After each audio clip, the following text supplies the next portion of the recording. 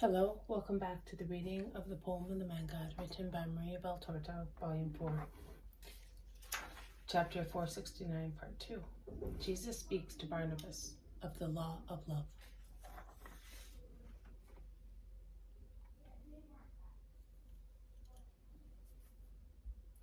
They all gathered together before taking the main road, and they have only walked a few meters when two men come towards them, waving their hands to greet them.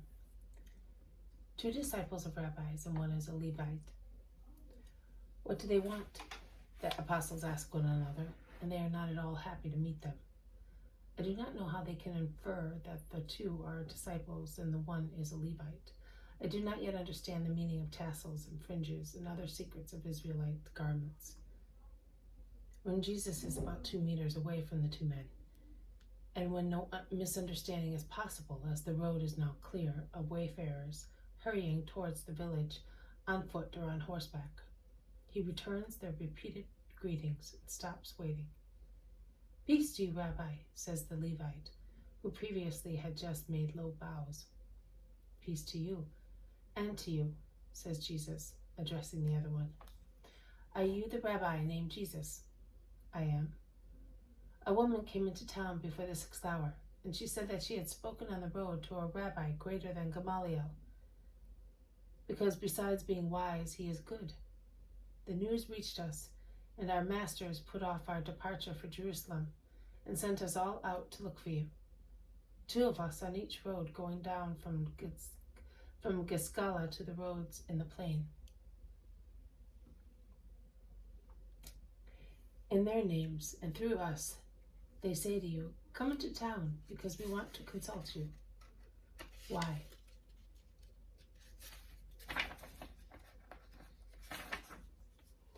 "That you may declare your opinion on an event which took place in Giscala, and of which the consequences are still lasting. And have you not got the great doctors in Israel to give you their opinions? Why apply to the unknown rabbi? If you are he whom the rabbis say, you are not unknown. Are you not Jesus of Nazareth?" "I am." "Your wisdom is known to the rabbis, and their bitter hatred for me is known to me." "Not in all of them, Master. The greatest and just one does not hate you." "I know, but he does not love me either. He studies me." "But is Rabbi Gamaliel in Giscala?" "No. He already left to be at Sepphoris before the Sabbath. He left immediately after the sentence." "So why are you looking for me? I have to keep the Sabbath as well, and I can just reach that place in time. Do not keep me any longer." "Are you afraid, Master?" "I am not afraid, because I know that so far no power has been given to my enemies. But I leave the joy of judging to wise people." "What do you mean?" "That I do not judge. I forgive." "You can judge better than anybody else. Gamaliel said so. He said only Jesus of Nazareth would judge with justice in this case." "All right, but you have already judged, and the matter can no longer be mended. My opinion would have been to calm passions before striking. If there was a fault, the guilty man might have repented and redeemed himself.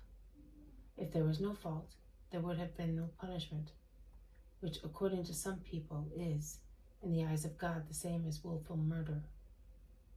"Master, but how do you know? The woman swore that you spoke with her only of her matters, and you know. So are you really a prophet?" "I am who I am. Goodbye. Peace to you. The sun is descending to the west." And he turns round and goes towards the village. "You have done the right thing, Master. They were certainly lying in wait for you. The apostles are solid for the Master." But their praises and reasons are cut short by the 2 previous men who reached them, entreating Jesus to go up to Giscala. "No, sunset would overtake me on the way. Tell those who sent you that I comply with the law. I always do when its observance is not prejudicial to the commandment which is greater than the Sabbatic one. that of love. Master, Master, we implore you. This is just a case of love and justice. Come with us, Master. I cannot. Neither can you go back up in time. We have permission to do it in this case. What? They reproached me if I cured a sick man and absolved him on a Sabbath, and you are allowed to infringe the Sabbath for an idle discussion? Are there perhaps two measures in Israel? Go. Go and let me go. Master, you are a prophet, and so you know. I believe it, and this man believes it. Why are you rejecting us? Because. Jesus stares at them and stops. His severe eyes, which pierce and penetrate beyond the veils of the body to read their hearts, scrutinize domineeringly the two men in front of him. And then his eyes, so unsustainable in severity, so mild in love, change, assuming such a loving and merciful expression that if previously a heart trembled with fear because of their powerful look, now it trembles with emotion in the presence of the bright love of the Christ. Because, he repeats, not I, but men reject the Son of Man, and he must distrust his brothers. But to those whose hearts are without malice, I say, come. And I also say, love me to those who hate me. So, Master, so I am going to the village for the Sabbath. At least wait for us. I am leaving at sunset of the Sabbath. I cannot wait. The two men look at each other. They consult each other, remaining behind. Then the other, whose face is more open and who has spoken almost all the time, runs back. Master, I am staying with you until after the Sabbath. Peter, who is beside Jesus, plucks his tunic, compelling him to turn to his side, and he whispers, No, a spy.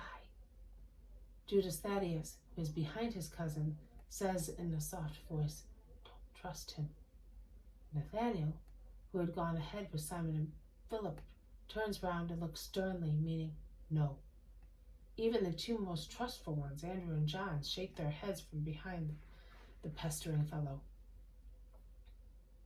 But Jesus does not pay attention to their suspicious fears, and he replies briefly, Stay. And the others must resign themselves. The man is now happy and feels more at home. He also feels that he must tell his name, who he is, why he is in Palestine, although he was born in the diaspora, that he was consecrated to God from his birth, because he was the consolation of his parents, who, grateful to the Lord for having him, entrusted him to relatives in Jerusalem, that he might be of the temple. It was there, while serving the house of God, that he met Gamaliel and became his diligent and loved disciple. They named me Joseph because, like the Ancient One, I relieved my mother of the grief of being barren. But my mother always said, my consolation, when she fed me. So I became Barnabas for everybody. Also, the great rabbi calls me thus, because he finds solace in his best disciples. This has been a reading from the Poem of the Man God, written by Maria Valtorta, Volume 4, Chapter 469, Part 2. Jesus speaks to Barnabas of the law of love. Thank you for listening. I will see you tomorrow. May God bless you, and may peace be with you.